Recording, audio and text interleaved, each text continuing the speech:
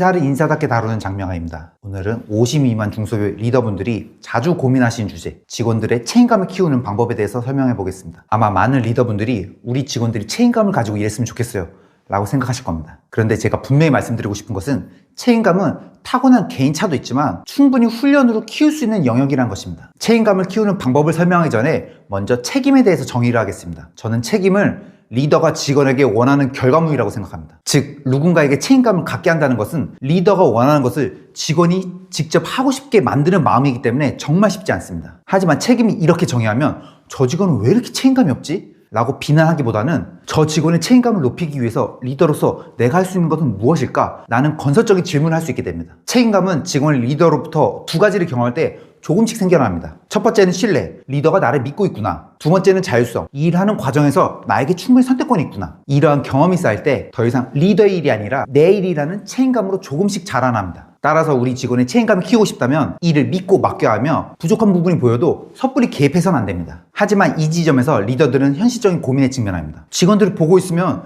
데드라인이나 품질 관점에서 문제가 생길 것 같은데 이때는 어떻게 하나요? 많은 리더가 이 순간 문제가 보이면 즉시 개입을 선택합니다. 그러나 리더가 쉽게 개입을 선택하는 순간 직원은 성장할 수 있는 기회를 잃게 되고 리더는 어느덧 마이크로 매니저가 되어 있습니다. 그러므로 저는 직원이 하는 일에 문제가 보일 때 리더로서 취해야 할 책임감을 높일 수 있는 5단계 대응법을 추천드립니다. 단계는 이렇습니다. 문제인식, 문제제기, 데드라인 합의, 피드백 유도, 문제 해결. 하나씩 살펴보겠습니다.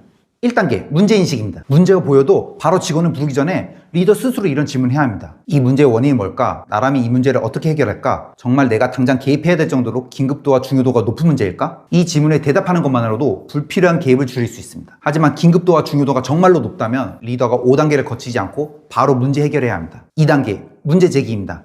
핵심은 개입 정도의 조절입니다. 직원도 이미 문제를 인식하고 있고 긴급하지도 않다면 이런 질문 형태로 대화를 해야 합니다. 지금 이 문제를 어떻게 보고 있어요? 이 문제를 어떻게 해결할 생각인가요? 반대로 직원이 문제인식이 낮고 긴급한 상황이라면 리더가 문제의 핵심과 해결 방향성을 분명히 제시해줘야 합니다. 3단계 데드라인 합의입니다. 이 단계에서 많은 리더가 실수를 하십니다. 그 문제를 해결할 데드라인을 리더가 일방적으로 정해버리는 겁니다. 대신 이렇게 질문하십시오. 이 문제 언제까지 해결할 수 있을까요? 직원 스스로 데드라인을 정하는 것이 중요합니다. 그리고 합의한 데드라인까지 정말로 리더가 믿고 맡겨주셔야 합니다. 4단계 피드백 유도입니다. 직원에게 자율성 주라는 것이 방임하라는 뜻이 절대 아닙니다. 진행 상황을 저에게 정기적으로 공유해주세요 라고 요청하여 직원이 리더에게 먼저 스스로 피드백하게 만드는 구조를 설계해야 합니다. 피드백할 때는 리더의 관점이 아니라 직원이 선택한 그 문제 해결 방법이 더 나아지게 하기 위해서 리더가 무엇을 도와줄 수 있을까 라는 관점으로 하는 것이 핵심입니다. 5단계 문제 해결입니다. 데드라인까지 갔는데도 문제가 해결되지 않았다면 그때는 부득이 리더가 직접 문제를 해결해야 합니다. 하지만 그런 경우가 아니라면 이 5단계를 통해